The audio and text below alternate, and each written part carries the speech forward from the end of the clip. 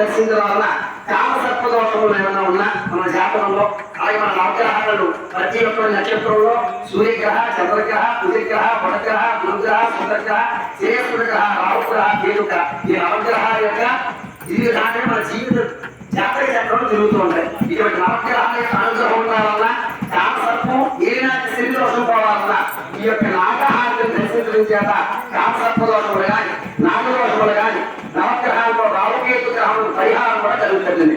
రాహుకేతువుల యొక్క పూజ చేసుకోవడం కారణం చెందుతూ ఉంటారు. ఇటువంటి రాహుకేతువుల యొక్క హారతైనటువంటి నాగహారతి దర్శించడం వల్ల సర్ప దోషాలు, నాగదోషాలు కూడా మొత్తం తగ్గిపోతాయండి. అటువంటి విశేషవంతమైన హారతి నాగహారతి.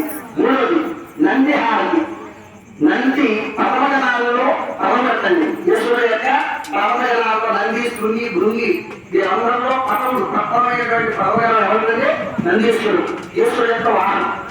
అటువంటి యొక్క నంది హారతిని దర్శించడం చేత పార్వతీ పరమేశ్వరుడి అనుగ్రహం జరుగుతుందండి.